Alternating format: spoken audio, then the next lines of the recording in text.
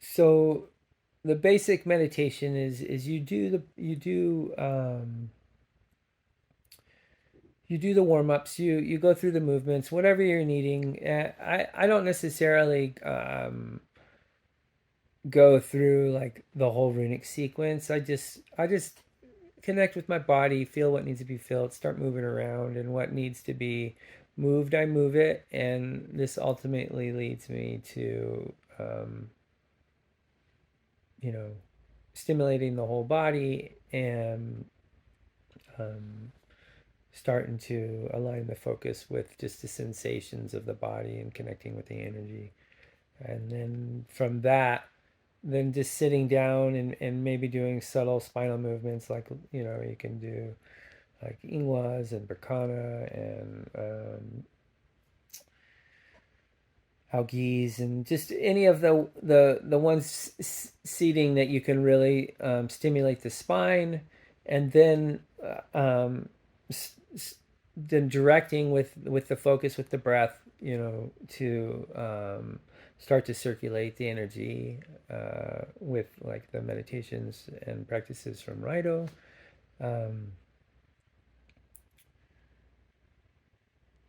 and then building with Kanaz, but um, there's no but, just really building that energy.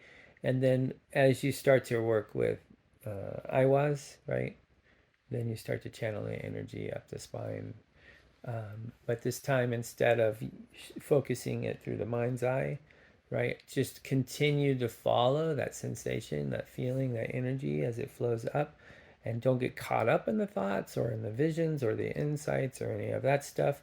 Just pull your awareness and your attention to that focus of the energy and the sensation, and allow it to rise. And it, even still today, sometimes I still have this draw, like my self consciousness is like holding that energy from rising, and or the mind has a way of pulling the awareness and the consciousness, or even like sensory experiences like a sound or something. All these things keep us in this body mind matrix, right?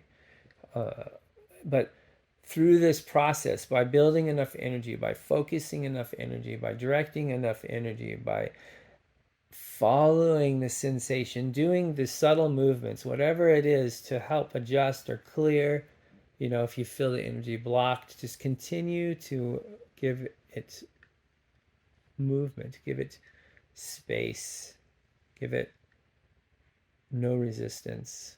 Just follow it. And sometimes it'll get stuck, right? It'll get stuck in a spot. So just doing subtle movements, maybe doing some intonations that create vibrations in those regions. Breathing breath, you can do breath work, breathing into that space, but just keep focusing on that space, that place, that energy, that sensation. Allow it to rise up and through the mind's eye and beyond, right? But there's a point at which the consciousness just wants to cling, and so that's why it's important to really build the energy and really give all of that focus into an intense experience from which it goes in such a powerful way that it breaks through all that resistance. And at that place, at that moment, if you're able to open that pathway, then the consciousness and energy flow outward. And from that, is when you come to, that place where many great meditators and people that have worked in the mind have found to be the most blissful spaces and places and states. And it's life changing for sure. So yeah, that's the basic principle of the meditation. I don't make it. I mean, you can create an environment. Definitely, you want to minimize distractions, and you could set the ambience, hollow out the space, right? Just kind of like even do a cleaning, like just clean it up, and to really inundate that space with this intention of doing this ritual, right, or this meditation. And yeah, and then try to do it in a way that you're not pressured for time, and